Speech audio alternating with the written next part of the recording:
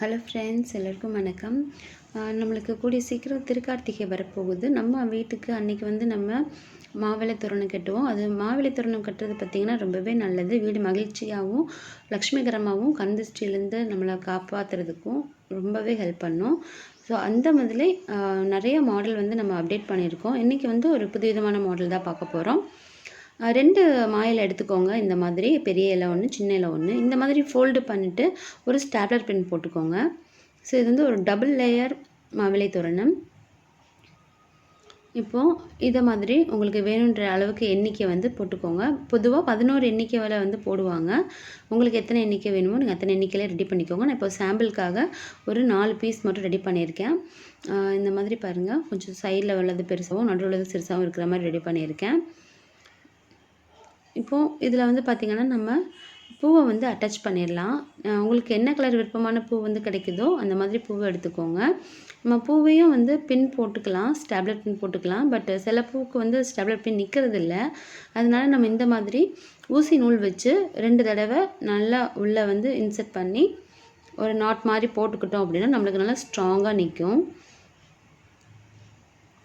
நம்மளுக்கு இந்த மாதிரி அந்த செவ்வந்தி பூலாம் சீசனல் பூ தான். ரொம்ப ரொம்ப நல்ல ரேட் கம்மியாக கிடைக்கும். அந்த மாதிரி உங்களுக்கு விருப்பமான கலரில் சூஸ் பண்ணிவிட்டு இந்த மாதிரி எடுத்து அட்டாச் பண்ணிக்கோங்க.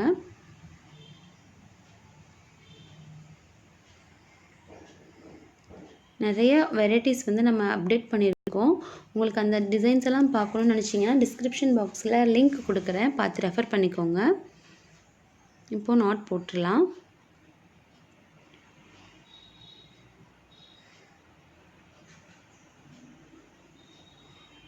நல்லா ஸ்ட்ராங்காக பிடிச்சி இழுத்து போட்டு டைட் பண்ணிடலாம்.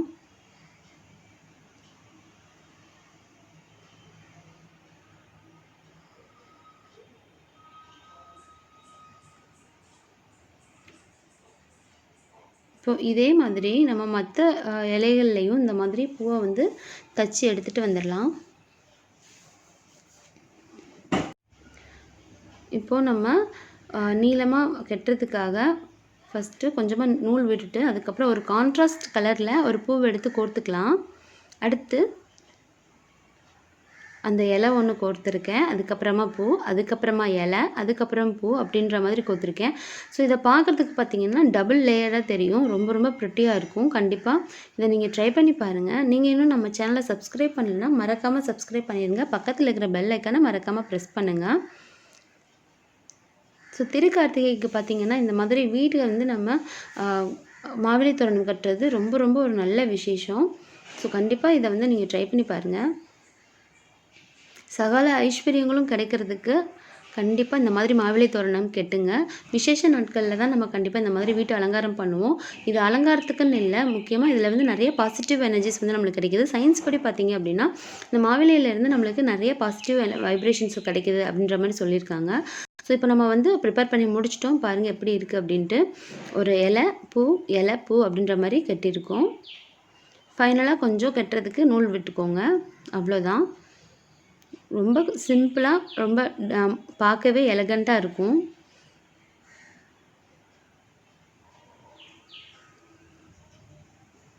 அதில் சந்தன போட்டு நம்ம வச்சுருக்கிறது நான் மேலே வச்சுருக்கேன். நீங்கள் சப்போஸ் கீழே வைக்கணும் அப்படின்னு நினச்சிங்கன்னா அந்த மாதிரி கூட வைக்கலாம்.